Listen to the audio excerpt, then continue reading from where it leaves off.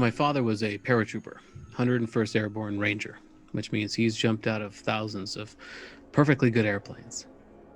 Before my first skydiving trip, I asked him for some advice, expecting it to be, make sure your knees are bent when you hit the ground type of thing. But instead, his advice was to enjoy the fear, because you'll never feel that again, he said. And he missed it, meaning that on the second jump or subsequent jumps, I wouldn't feel that same rush of fear that I would that very first time. And that's kind of where we are now as a planetary tribe. We're just about to make that first jump. And I contend that we should try to enjoy this fear. Now, fear has served us well. It's gotten us to where we are, and it may well be the source of consciousness, of us being self-aware. It may be a trait that we've evolved because of fear, because when you're in a heightened state of fear, all your senses, all the qualia of your stimuli comes together and produces a self-referential awareness in a way. And for some reason, that has become perpetual.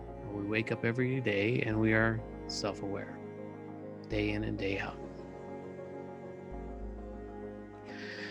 But the same fear that sharpened our ability to seek patterns and to seek breaks in patterns, where we can tell that there's a lion lying in a field of beige grass, that same trait is now over-serving us.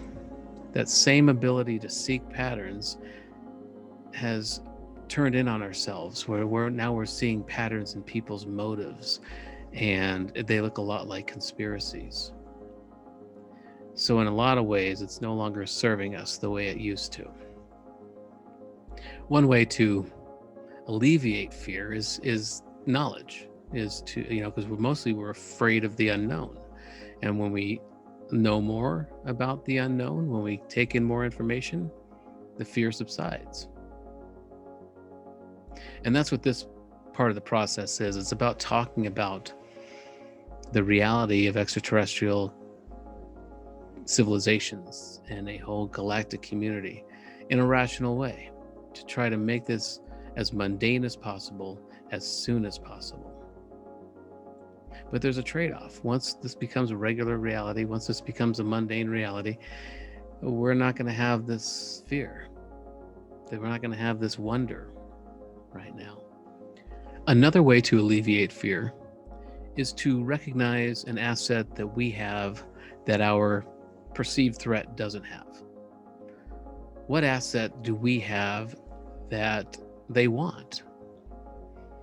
Now, we know now that there are at least 6 billion Earth-like planets in our small galaxy alone. So it's a very rare type of planet we have here. But what's even more rare is this asset we have that has been honed, sharpened, developed over millennia of imagination, ingenuity, the ability to invent tools. It's very rare. It's more rare than our planet type is. And that's the asset that we have that other extraterrestrial civilizations don't have. It's a very rare commodity, and we need to identify it, enhance it, package it, and prepare it to trade in the galactic economy. So knowing that is another way to alleviate this fear. Humanity will look back on this time, the early 2020s, with nostalgia. Just like we do when we think back of high school.